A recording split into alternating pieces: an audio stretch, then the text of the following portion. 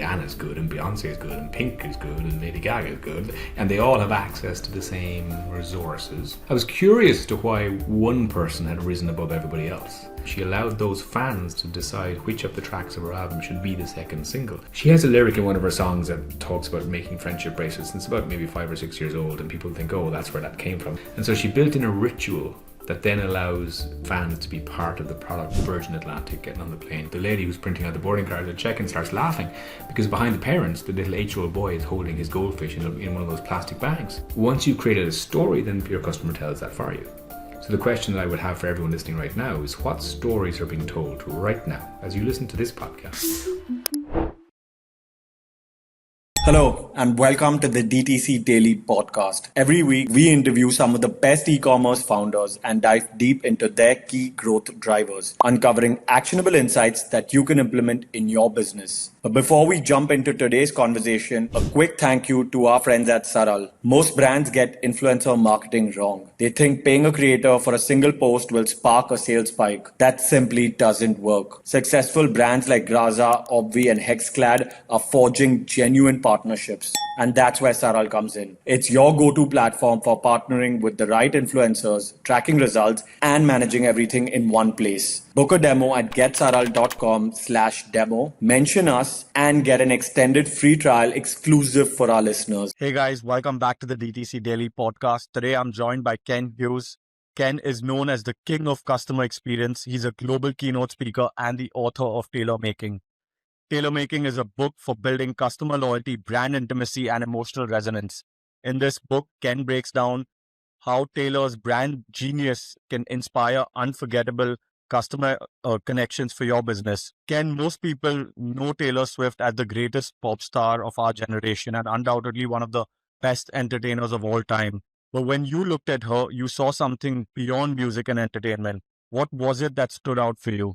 Well, I think when she started her Eras tour globally, that is the biggest live performance product of our time. It's grossed more in revenue than any other thing that came before it. And so I was curious as to why somebody in a highly competitive industry, because the pop industry is ruthlessly competitive and ultimately has a very similar product to everybody else, because Rihanna's good and Beyoncé is good and Pink is good and Lady Gaga is good, and they all have access to the same resources, same talent, same promoters, same publicists, same stylists.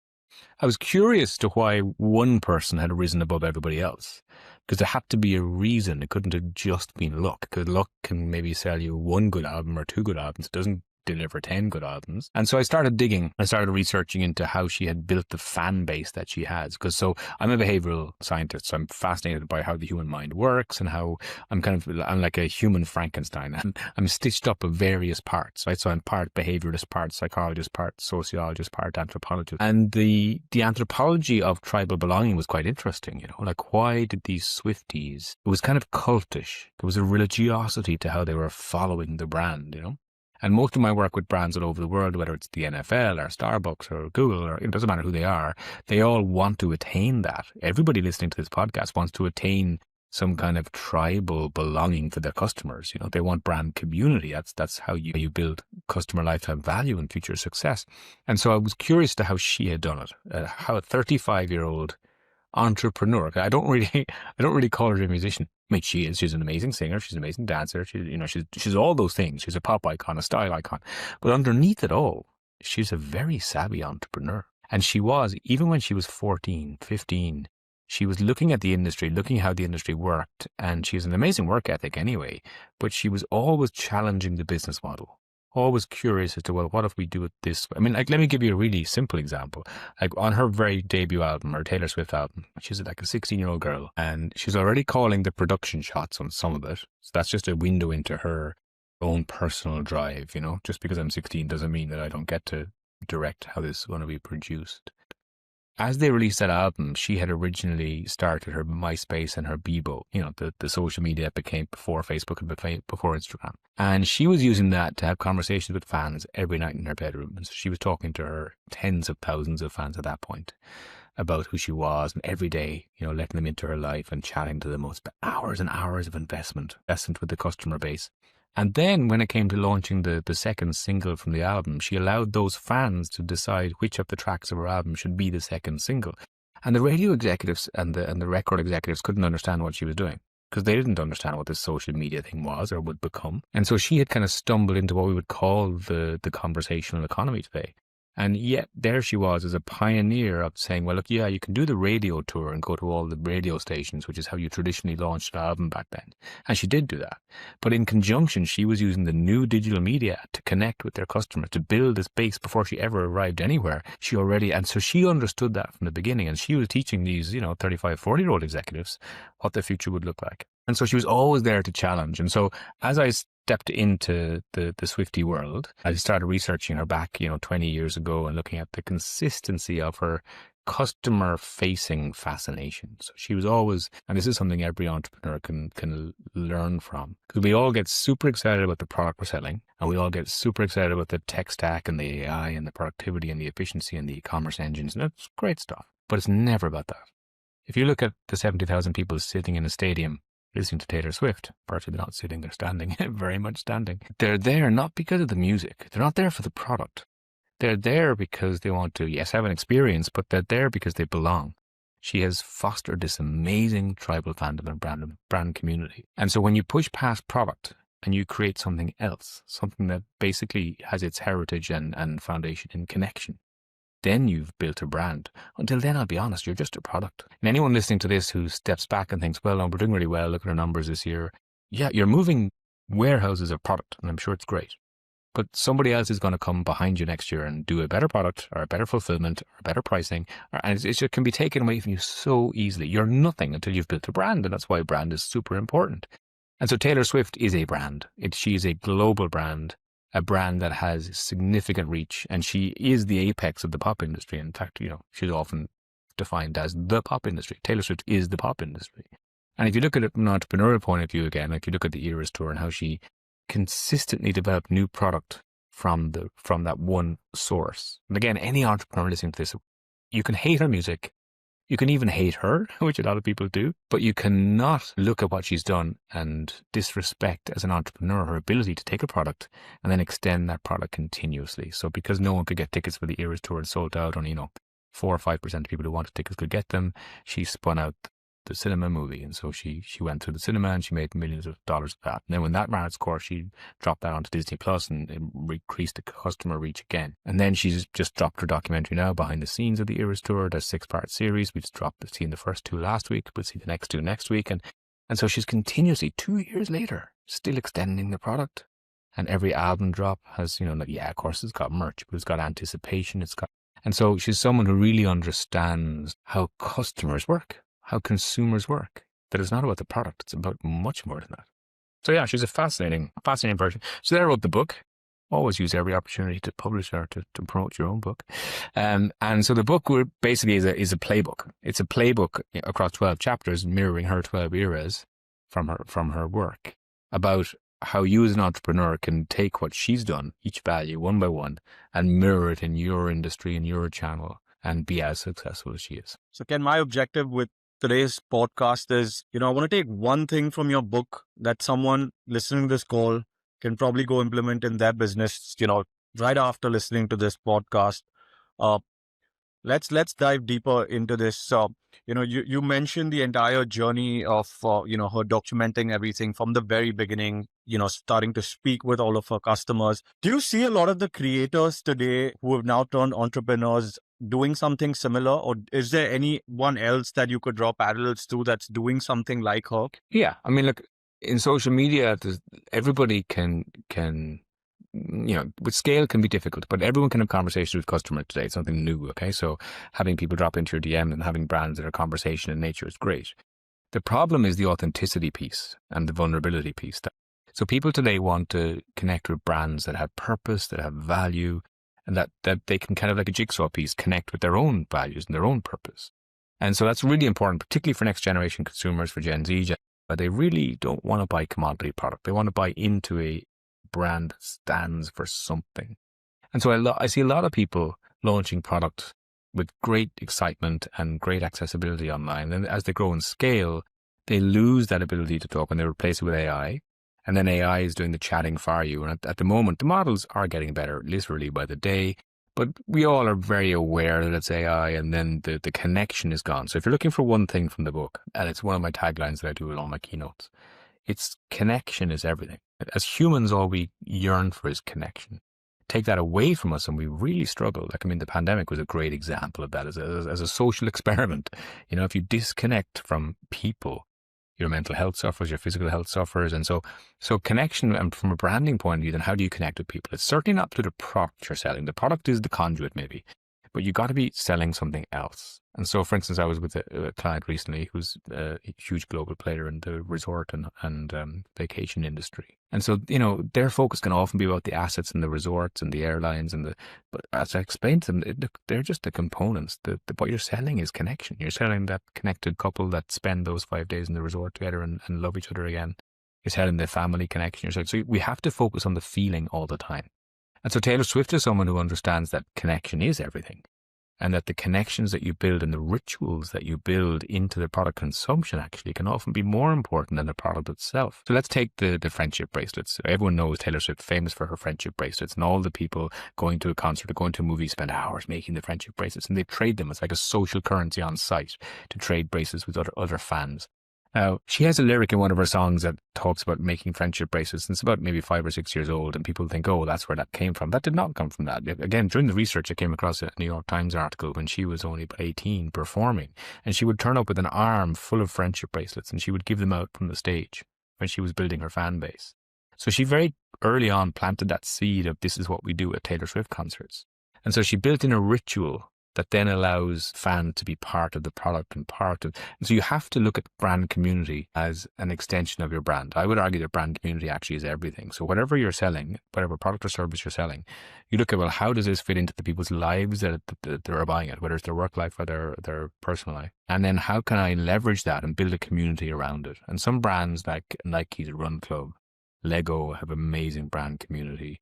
You know, brands that like Peloton were going to the wall just before COVID. They don't sell bikes, you know, they sell community. It's about the Peloton community in the morning when you get on that bike and you're talking to other people. And so it's about connection. Everything has to be about connection. The moment you start selling product and service for what it is, I would argue you're heading down that cul-de-sac, because someone is going to do it faster than you. And as AI rolls out and as quantum computing is going to come in behind AI and empower it even more, we're going to end up in a very commoditized, hyper-personalized world anyway. So everybody is going to have access to the same tech stack, the same AI's tools, and therefore everyone's tone of voice becomes similar. Everyone's got superb customer service because AI is running it. And if everyone's product is already great anyway, because you know we've gone past those 1980s days where some product was better than another product. At this point, really, the quality is there for everybody. The service is now going to be there for everybody. So what's left? Like what's left as a competitive advantage? You could say, oh, well, I've got some amazing e-commerce channel. No, that's all so copyable too. And so all that you're going to have left is the connection I have in my heart, maybe, with who you are as a brand, what your brand purpose is, and maybe the belonging I feel to you. And like one great test for that is, I was at an event recently listening to one of the Harley Davidson executives speak. And he was talking about the hundreds and thousands of sales reps Harley Davidson have on the road every weekend. Because every single person who's riding a Harley is a sales rep for the brand. That idea that you have this empowered customer who goes out and sells your product for you, whether it's B2B or B2C, that your connection with the customer is so strong that they would tattoo your logo on their skin. Like Harley Davidson show, you know, hundreds of pictures of people with the Harley logo on their skin. Red Bull is the same. I was skiing with my teenage kids last year and we were having lunch and this 25-year-old guy joined us at the table. And he took his helmet off and all his dreads came out. And he had real snowboarder, dude. And he had this Red Bull tattoo across his neck, like all the way, the full logo across his neck in color. I looked at him and I thought, like, you sat for about 6 to 12 hours to get that done in a tattoo chair, across probably 3 sittings, 4 sittings, I don't know. And you have branded yourself, like the literal definition of branding. You know, like you have branded your skin with a commercial brand. Why? It's not because he loves soft drinks. Like it's nothing to do with Red Bull as a drink. It's to do with Red Bull, the lifestyle, Red Bull, the community, the brand community. This to him says to you, this is who I am. This is my tribe. I am danger. I am adrenaline. I am the edge. And so I looked at him and I thought, wow, like every entrepreneur I know, if you knew that every one of your customers had tattooed your logo on their ass, that's the moment you know you've arrived, you know? And so that's the game. The only reason people are going to sit in a chair and get your logo tattooed on their skin is because they feel that what you do and what you stand for aligns so well to who they want to be or what they stand for. And that's the moment you have loyalty. Loyalty is one of those most misunderstood terms in business. People think about loyalty in a transactional way all the time. And to you, your listeners are doing that right now. They're looking at dashboards, they're looking at metrics, they're looking at return, retention, and they're counting the numbers and they're making the mistake that, that person came back, therefore they're loyal to me. No, that whole 9 cups of coffee, get a 10th coffee free thing. Like, that's not loyalty, that's entrapment. That's what that is. Like, in dating terms, that's like, does this hanky smell like chloroform to you? Like, you're trying to kidnap the customer to hold them. No, loyalty is a belonging. Loyalty is an emotion before it's a statistic on your dashboard. Like, loyalty is something that I feel I'm connected to you. I feel I belong to you. I feel you belong to me. I feel we belong together. And think about the friendships you have. Think about the deepest friendships you have or the deepest romantic partners you've had or have. And that's what loyalty is. Loyalty is a belonging, is a safety. And so if you get to that point where you think, okay, this brand has me, this brand has my back, that's the point where you start to lay down customer lifetime value. That's the foundations of emotive loyalty. And so if your focus is on the stats and the dashboard and the e-commerce metrics and the tech stack, and you're missing the point, someone else is going to come and take that away from you. So when most brands are looking at these numbers, they're obviously happy when, a lot of people are coming back, they're praising the product. But what you're saying is that loyalty in this sense is that, okay, this person currently loves your product, so he's going to keep buying till he finds the next best one. But at what point does it go from I'm buying this product because I love it to I love this brand and I'm going to tattoo it? And what's the first step, right? All these examples are obviously great to hear, but where does a founder listening to this call start? Say people love this product, they're coming back and buying again and again. But how does it go from there to, okay, I want to tattoo this brand on my back? Yeah. And it's not easy because you don't do that overnight. Because again, going back to the Taylor Swift example, it took her the best part of 18 years to achieve what she's achieved. If you look at her sales data and her performance of her albums, it's really only in the last 5 years that when she releases an album, she owns the top 10 of the Billboard charts immediately. Like, it's just stratospheric success. That wasn't true 10 years ago. But she was still the same Taylor Swift and she was still doing the same things. It just took her 12, 15 years of consistent tearing away the line between the consumer and the producer, stepping into their lives, asking them to step into her life, diluting that producer-consumer division that we all do, learning to co-create and co-collaborate with her customers. All these things, and her ability to be authentic, to be vulnerable with her customers, to really let them see who she was. Because Taylor Swift is a personal brand, so you have to understand that in personal branding, it's important that they feel that relationship with you. So she's been cultivating relationship with her clients for that long, and now she's getting the return. So to answer your question, what can they do tomorrow? They can begin by looking at what they're doing as a relationship, not as a transactional. That's the main shift.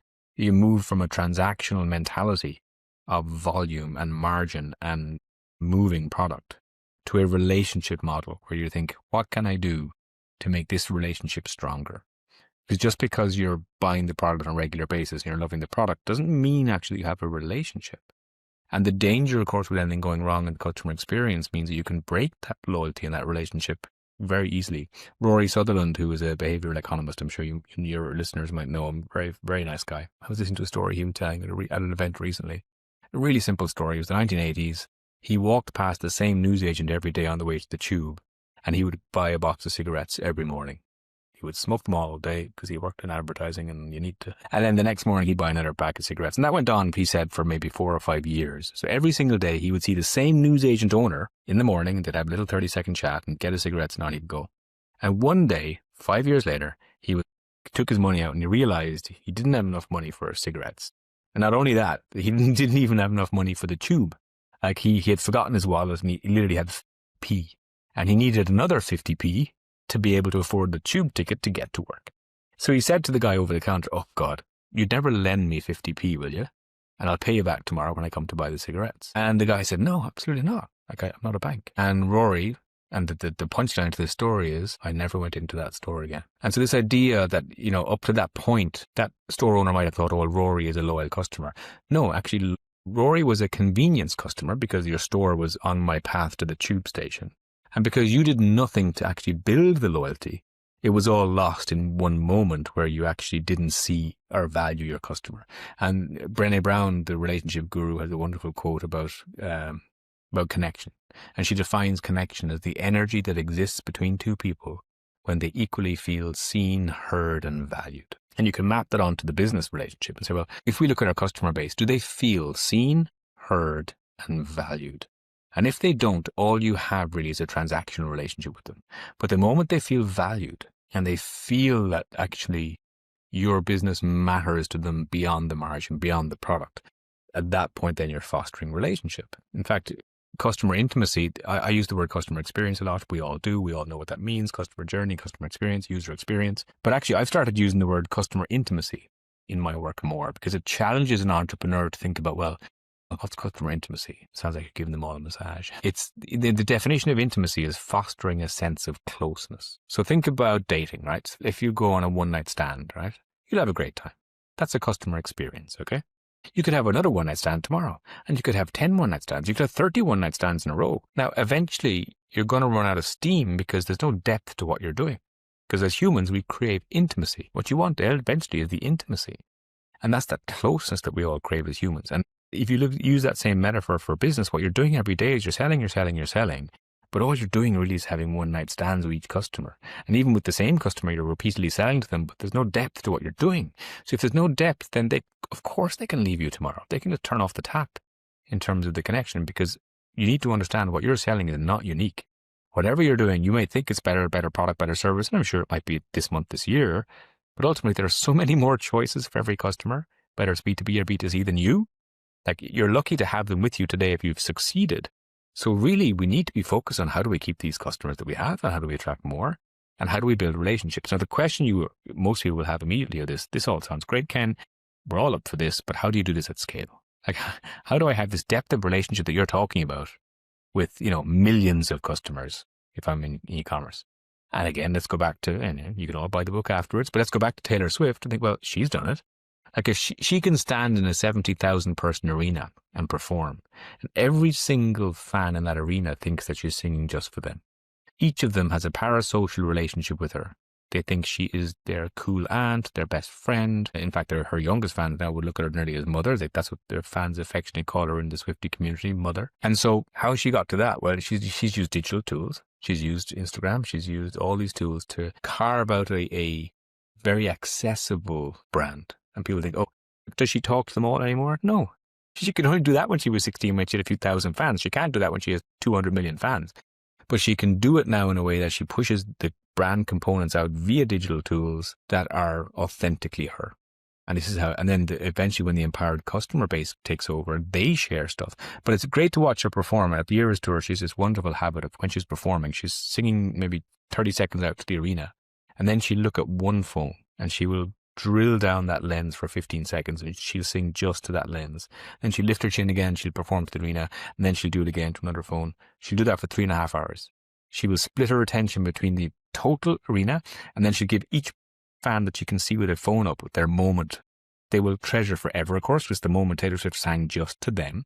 But she also understands that by doing that, that's the clip that's going to go viral. That's the clip that's going to be put up on Instagram and get 5 million views. So she's not just singing to that one person. She's singing to all the millions of people that will watch that clip. And so she understands scale. She understands the scale of connection, how you can leverage technology to get the kind of connection you're looking for. But she also understands how to make people feel special. And so in an arena of 70,000, she will spend the time picking out people and making them feel special. She'll do that to 200 people, but guess what? Those 200 people share that with 4 million people, and on we go. And so it is about relationship. It's all about relationship. It's all about understanding at what point in the customer journey can I do something that will actually create a story that people will share, that will become my brand ambassador. And I would argue if you're not doing anything that creates a story, then you don't even exist as a brand.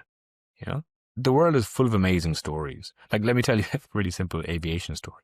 There was this family emigrating from the UK to the US, and they turned up at the airport with Virgin Atlantic, getting on the plane, getting the boarding cards, and the lady who's printing out the boarding cards at check-in starts laughing because behind the parents, the little 8-year-old boy is holding his goldfish in one of those plastic bags. And she's thinking, well, there's more than 100 mils of liquid in that bag, first of all. And secondly, like, animals don't get to go to America. You don't just bring a fish through customs. It doesn't work that way. And so she starts laughing, and the little boy starts roaring, crying. He's emigrating today. He had to leave his friends and his school and his hobbies and his home. And so roaring, tears, snot in the airport. And so quick as a flash, the Virgin girl says, oh, sorry, no, you don't understand. But what I mean is you can't bring the fish on board. You got to give him to me, sweetie. Because he's got to travel with all the other VIP goldfish that are flying on the plane today. And so the little boy wipes his tears away and hands his fish over proudly to go to the VIP section of the goldfish plane. And so the parents take the boarding cards, wink at her and think, thank you so much, thank you. And they kind of think, okay, look, she dissolved the pain point in this customer journey. The kid's not going to remember about the fish 10 hours later when he lands in Atlanta. Isn't that Virgin lady brilliant? And they go through security. Now, what they don't know is that as they go through security, the lady takes her phone out, takes a few pictures of the fish in the bag, sends those photographs to her colleague in Atlanta, who then leaves her workstation, drives to the local pet shop, buys an identical looking goldfish, puts it in a plastic bag, and 10 hours later when that little boy's plane touches down, she's standing at the top of the ramp, and he takes his fish and he brings it to America. And this is this wonderful moment where, you tell that story, and obviously the parents were really touched by this, and they told loads of friends and family who told the internet, and the internet told millions of people. And every time that story is told, the listener, so in this podcast now, whoever's listening to this thinks, oh, it's cute. But you also now have maybe a different perception of the Virgin brand immediately. You think, oh, well, that's nice. And what's interesting about employee empowerment is that neither of the ladies involved in that story had to call Sir Richard Branson and say, do you mind if I take an hour off to buy a fish? Because they live in an organization that says, you see a customer pain point, you step in, you fix it. And so it becomes a story. It becomes a story that embodies the brand values of Virgin, that we go beyond, that we put a smile on our customers' faces, that we are here for you. And once you've created a story, then your customer tells that for you. So the question that I would have for everyone listening right now is, what stories are being told right now as you listen to this podcast? What stories are being told by your customers in the world out there about your brand? Because if you haven't given them any reason to tell a story beyond my product is quite good, my service is quite good, then why should they be telling your story? They're not. They're telling someone else's brand story. The only stories that would be told and shared in brand communities or in peer-to-peer communities will be something that a brand has gone above your expectations. If you meet my expectations, you don't become a story. You just become a predictable, I got this, it was good, it worked fine. You only become a story where you reach either into my heart or into my life, or you go beyond my expectations as a brand. That's the only way you're going to create a story. And if you're not creating stories, Terry Pratchett, this English novelist, had this wonderful expression. He said, a man is not dead until his name is not spoken. So this idea that someday you and I will be dead, but maybe our children, our siblings, whoever will say our name. And every time our name is said, someone remembers us. But of course, in 2 or 3 generations' time, there will come a day where your and my name will be whispered for one last time by somebody, and nobody ever will say it again. And that's the moment he argued that you're truly dead, forgotten forever. That's why we put up headstones, I think, in the hope that someone would read them. Now, I would think for branding, it's the same. People are, unless on people's lips, your brand name is being spoken about in the community that you're trying to sell to, whether it's B2B or B2C, doesn't matter. I would argue you don't exist at all.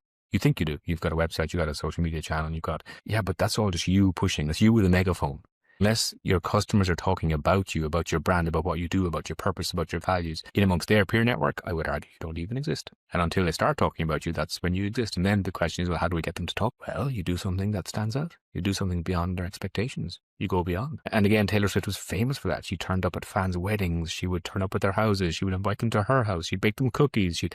Like her, if you go into her fandom, there's hundreds and probably thousands of stories of her turning up in people's live feeds and social media just randomly. And of course, people scream. And so that idea of every single day thinking about, just because I'm super famous now, I don't need my fans anymore. No, she still does it. She still thinks about how can I connect in a way today. And of course, today now, because of her scale and reach, she understands that every time. She doesn't have to do it every day now. She does it once every 5 or 6 or even 3 months, knowing that one moment becomes like a viral hit that spreads across the globe instantly. And so I think you need to make an effort, is the summary. Having good product, having good tech stack, having good connections and customer and channels, they're all key components. But unless you're making a genuine effort in your relationship with your customers, you're not going to have a relationship. And again, it's a bit like, think about the effort you're making with your current romantic partner. You met them and you were full of efforts. Remember, the first 6 months we meet someone new and we're love bombing them and we're bringing them here and we're bringing them there. And then 10 years later, you're married and, you make no effort. And that's the death of a relationship. The day you stop making an effort, the day you stop caring about things, is the day you possibly lose a customer. And so I think it's not about numbers and it's not about more markets, even though all those things are important for growth. It's about the quality of the relationships that you're building with your customer. And that's what carries you through the hard times customers stay with you. That's what carries you through a better product. Your competitor launches, people are loyal to you because of who you are and the community you've built. So if you're looking at future-proofing a business, it is all about investing in relationship. So Ken, from what I've got from this podcast, and correct me if I'm wrong, from what I've understood, this is a three-step process. Again, looking at even Taylor's, example, it starts with individual connections, delighting individual customers at the beginning and putting in that extra effort, going beyond, going above expectations, delighting them. That's the first step. Second step is then building that community. And then the third step is when the community becomes bigger than you. And that's when the tattoos come. And that's when, fan becomes a Swiftie. Is that a clear? It is. It's a great summary, and you've built something amazing when you can step out of the center yourself. One last story. In the Eras tour in Europe, our Vienna concerts had to be cancelled because of a very credible terrorist attack. And, it's a hard decision to make. There's hundreds of thousands of fans in town, and they think they've got the two perpetrators, but, sleeper cells, there could be more, so they cancelled all three concerts. A lot of money being lost, a lot of fans very sad. Taylor Swift doesn't perform, she leaves the city, but you've left like 70, 80,000 fans in the city who were thought they were going to a concert tonight.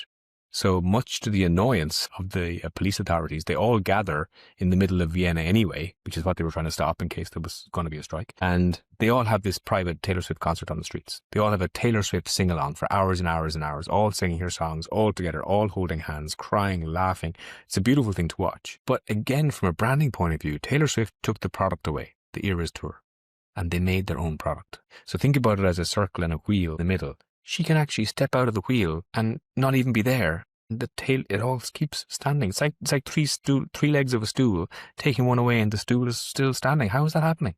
It's happening because Taylor Swift isn't the product anymore. The product is the community. And that's an amazing thing to stand back and look and think, oh my God, look what I built. And so that's the game for any business owner, is to build a community that stands so strong. It even stands without your product. That's baffling to get your head around. But that's the game. The game is to invest in relationship. And you asked me earlier on, what are the first things they can do? And I think your summary is great. But let's not deny this is a continuous investment. This is a journey you go on. It's not something you achieve overnight. Now, obviously, tech can help. And where AI is going, we can use AI to build relationship also. It's not just, it doesn't have to be in person. You can do it with tech. But the focus needs to be on how can I deepen the relationship, not move more pallets of product. Awesome, Ken. Thank you so much for this. I think this has been a wonderful episode. There's a lot to take away for everyone listening. No, listen, no problem. And tailormaking.com is the website. kenhughes.com for more information on loyalty and customer. And so yeah, it's all in the book. So you can buy the book and you too can have an Eras tour of your own. And where can someone get a hold of this book? Is it only on the website? Is it, where else are you available? It's on Amazon globally, so the quickest way to get it is to jump onto Amazon, give Jeff Bezos all your money, and get a copy that way. Yeah, but you can order that. That link is on my website also. We'll also have a link in the description of this video for anyone who wants to order this book. Thank you so much.